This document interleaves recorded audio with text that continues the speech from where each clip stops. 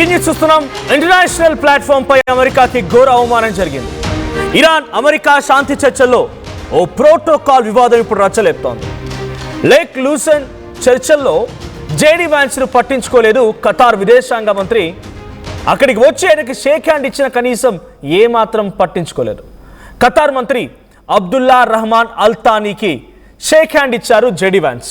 అయితే ఆయన పట్టించుకోకుండా అక్కడి నుంచి మొహం చాటేస్తూ పక్కనే ఉన్నటువంటి అటు పాక్ ప్రధాని షెహబాజ్ షరీఫ్ అండ్ పాక్ సంబంధించినటువంటి ఆర్మీ చీఫ్ ఆసిం మునీర్కి షేక్ హ్యాండ్ ఇచ్చి హగ్ ఇచ్చి వాళ్ళతో మంచిగా కలివిడిగా మాట్లాడడం.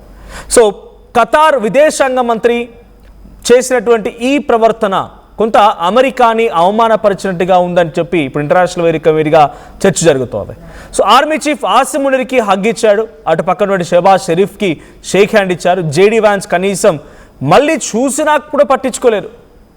అంటే ఇంతలా ఖతార్ ఆగ్రహానికి గురైందా? రహమాన్ అల్ థానీ ఖతార్ వేదికగా ఖతార్లో ఇటు అమెరికా చేయడం మూలంగా ఇరాన్ చేసేటువంటి దాడులు చాలా దారుణంగా ఉన్నాయి కాబట్టి వాటికి అమెరికా కారణం అని చెప్పి వేధించి పట్టించుకున్నట్టుగా ఉండిపోయింది. ఇక్కడ విజువల్ చూడండి, ఆసిం మునీర్, షెహబాజ్ షరీఫ్ అండ్ అక్కడ హగ్గిస్తున్న వ్యక్తి ఆయనే రహమాన్ అల్ థానీ. సో ఆ విజువల్ మనం చూడొచ్చు. Firstly JD Vance shake hand ఇవ్వడానికి ప్రయత్నం చేస్తే కనీసం రియాక్ట్ అవ్వలేదు. సో ఆ తర్వాత షెహబాజ్ షరీఫ్కి అక్కడ షేక్ హ్యాండ్ ఇచ్చి వెల్కమ్ చేశారు, తర్వాత ఆసిం మునీర్కి. సో మళ్ళీ జేడీ వ్యాన్స్ పిలిచినా పట్టించుకోలేదు. జేడీ వ్యాన్స్ మళ్ళీ వెనక్కి తిరిగి ఆయన వైపు చూసినా పట్టించుకోలేదు. సో ఖతార్ కూడా చాలా బిగ్గెస్ట్ డిజాస్టర్ని చవి చూస్తుంది అమెరికా ఇరాన్ ఇజ్రాయెల్ వార్లో. అమెరికా వెళ్ళి ఇజ్రాయెల్పై అటాక్ చేస్తే ఇరాన్పై అటాక్ చేస్తే ఇరాన్ వచ్చి ఖతార్పై అటాక్ చేస్తుంది. ఖతార్లో ఉన్నటువంటి కొన్ని కీలకమైనటువంటి గ్యాస్ స్టేషన్స్, ఆయిల్ రిఫైనరీ కేంద్రాలు, ఎక్స్పోర్ట్స్, ఇంపోర్ట్స్ పూర్తిగా సర్వనాశనం అయిపోయాయి. సో మీరు చేసేటువంటి యుద్ధం కారణంగా మేము నష్టపోయామన్నట్టుగా ఇప్పుడు అమెరికా పైన ఆగ్రహంతోనే రహమాన్ అల్ థానీ ఎవరైతే ఇప్పుడు అక్కడ విదేశాంగ మంత్రి జేడీ వ్యాన్స్ని పట్టించుకోకుండా వదిలేశారో ఆ వ్యక్తి ఇప్పుడు ఆగ్రహానికి గురయ్యేనా? ఖతార్ అమెరికా పైన ఈ రకమైన ఆగ్రహాన్ని చూపిస్తోందా? అందుకే ఈ వ్యవహార శైలి ఇలాగా ఉందా అన్నట్టుగా సోషల్ మీడియాలో ఇంటర్నేషనల్ కథనాల్లో చర్చ జరుగుతోంది. షేక్ హ్యాండ్ కావాలని ఇవ్వలేదా? ఇరాన్ యుఎస్ మధ్య స్విట్జర్లాండ్ వేదికగా చర్చలు జరుగుతూ ఉన్నాయి, శాంతి చర్చలు. అయితే శాంతి చర్చలకి ఇటు పాక్ అండ్ ఖతార్ మధ్యవర్తిత్వం వహిస్తూ ఉన్నాయి. సో ఈ మధ్యవర్తిత్వం వహించినటువంటి ఖతార్ విదేశాంగ మంత్రి రహమాన్ అల్ థానీ యొక్క ప్రవర్తన ఇప్పుడు సర్వత్రా చర్చనీయాంశంగా మారింది. So at the same time ఇప్పుడు అక్కడ జరుగుతున్న చర్చ ఏంటంటే ఇంటర్నేషనల్ కథనాల మేరకి అమెరికా తమ లాస్ని రిట్రైవ్ చేయడానికి ఏమైనా అవకాశం కల్పిస్తుందా? ఇరాన్ని కావాలని టార్గెట్ చేసి ఇరాన్ని అంతమొందించి ఇరాన్ సంగతి తేలుస్తామని చెప్పి అటాక్ చేసిన అమెరికా ఇరాన్కి కొంత విదేశీ రిజర్వ్స్ని ఎత్తివేయడము, ఇరాన్కి సంబంధించి కొంత వాళ్ళ లాస్ని రిట్రైవ్ చేసుకోవడం కోసం అవకాశం కల్పిస్తున్న అమెరికా మరి వాళ్ళ మూలంగా మేము నష్టపోయాం, మరి మా లాస్ని ఎవరు తీర్చాలి? మా లాస్ని ఎవరు పట్టించుకోవాలి? మా లాస్ గురించి ఎవరు ఆలోచించరా? మా లాస్ గురించి ఎవరు పట్టించుకోరా అన్నట్టుగా ఇప్పుడు ఖతార్ కూడా బిహేవ్ చేస్తున్నట్టుగానే భావిస్తున్నారు. సో కనీసం పట్టించుకోలేదు. వెనక్కి తిరిగి మళ్ళీ ఆయనకు కనీసం పలకరించే ప్రయత్నం చేసినా కనీసం పట్టించుకోలేదు, కనీసం వాటిని గుర్తించలేదు.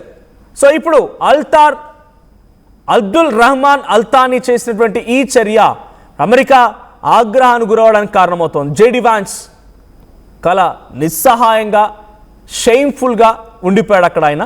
సో ఇప్పుడు ఈ వీడియో సోషల్ మీడియాలో వైరల్గా మారుతూ ఉంటే ఇంటర్నేషనల్ కథనాలు కూడా ఇక గల్ఫ్ కంట్రీస్లో కేవలం ఇరాన్ని టార్గెట్ చేసి యుద్ధం చేసిన అమెరికా ఇప్పుడు మిగిలిన గల్ఫ్ కంట్రీస్ కూడా అమెరికా కారణంగా ఇబ్బంది పడ్డాయి కాబట్టి ఆ గల్ఫ్ కంట్రీస్ మొత్తం కూడా ఇప్పుడు అమెరికాకి వ్యతిరేకంగా మారుతూ ఉన్నాయనే దానికి ఇది నిదర్శనంగా వారంతా భావిస్తున్నారు. ఖతార్ మొన్ననే కువైట్ వారు ఖతార్ ఇచ్చినటువంటి ఒక విమానాన్ని డొనాల్డ్ ట్రంప్ అఫీషియల్గా తన అఫీషియల్ విమానంగా ఆయన తీసుకున్నారు. సో ఇప్పుడు డొనాల్డ్ ట్రంప్ యొక్క చర్యలు గల్ఫ్ కంట్రీస్లోని సౌదీ పైన, దుబాయ్ పైన, అబుదాబి పైన, అంటే యుఏఈ నేషన్స్ మొత్తం పైన, ఇటువైపు సౌదీ పైన, బహ్రాన్, బనామా, ఖతార్, కువైట్, ఓమన్ ఈ దేశాలపైన చాలా భయంకరంగా పడింది. ఈ దేశాలన్నీ కూడా తమ ప్రాంతాల్లో తీవ్రమైనటువంటి ఇన్ఫ్రాస్ట్రక్చర్ లాస్ని చవి చూస్తూ ఉన్నాయి, ఫైనాన్షియల్ లాస్ని చవి చూస్తూ ఉన్నాయి. అమెరికా రక్షణ కల్పిస్తామని చెప్పి ఏమాత్రం రక్షణ కల్పించకపోగా తమ లాస్ గురించి కనీసం ప్రస్తావించకపోవడం, ఈ కండిషన్స్లో, ఈ 14 కండిషన్స్లో కనీసం గల్ఫ్ కంట్రీస్ యొక్క నేషన్స్ గురించి డొనాల్డ్ ట్రంప్ ఆలోచించకపోవడం కూడా గల్ఫ్ కంట్రీస్ని చాలా ఆగ్రహానికి గురి చేస్తున్నాయి. దాని తాలూకా పర్యవసనాలే ఇక్కడ జరిగిన సిచ్యువేషన్. కనీసం షేక్ హ్యాండ్ ఇవ్వడానికి కూడా ఇష్టపడలేదు. షేక్ హ్యాండ్ కనీసం ఆయన వైపు చూడడానికి కూడా ఇష్టపడలేదు.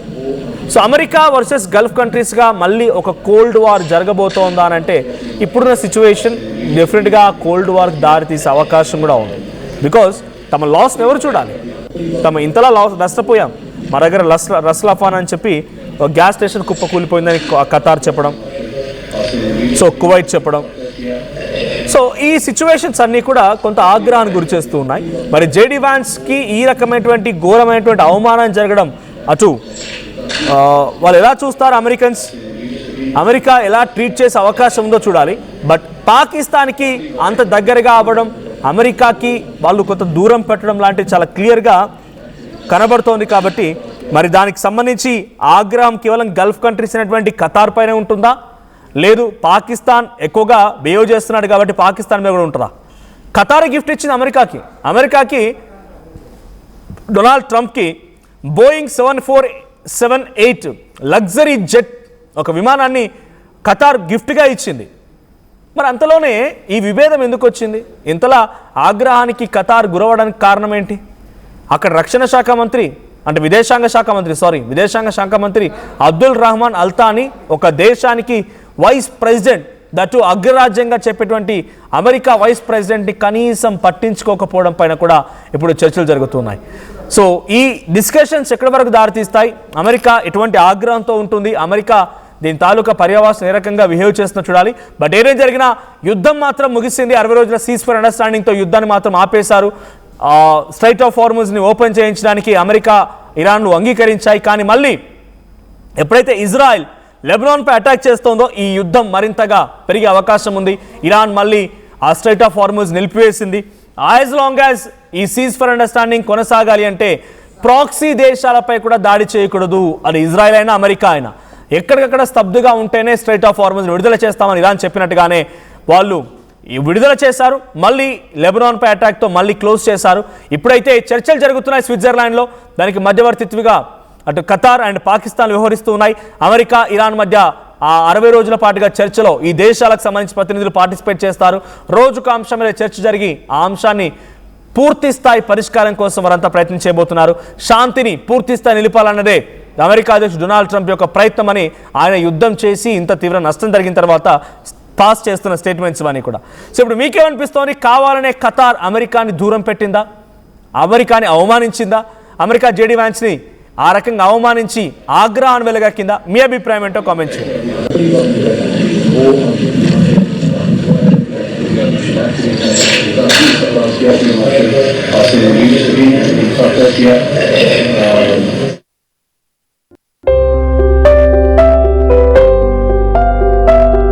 చిన్న చిన్న ఆనందాలు 35 ఏళ్లుగా నా జీవితంలో లేవు. 35 ఏళ్లుగా నేను డైపర్లలో బ్రతికాను. 6 సెంటీమీటర్ల ఫిస్టులా నా మూత్రాశయంలో లీక్ కారణమైంది. ఎవరూ నాకు సహాయం చేయలేకపోయారు. ఏఐఎన్యూలో వైద్యులను కలిసే వరకు. అక్కడ వారు రోబోటిక్ శస్త్రచికిత్సతో నాకు పరిష్కారం ఇచ్చారు. వారు నా ఆత్మవిశ్వాసాన్ని కూడా తిరిగిచ్చారు. Precision Care makes it possible. The Center for Robotic Surgery at AINU. జలుబు తలనొప్పి ఒళ్ళు నొప్పుల నుంచి ఉపశమనం శాస్త్రీయ. జలుబు తలనొప్పి ఒళ్ళు నొప్పుల నుండి ఉపశమనం శాస్త్రీ బామ్ ఇప్పుడు ₹5 ప్యాక్ లో కూడా.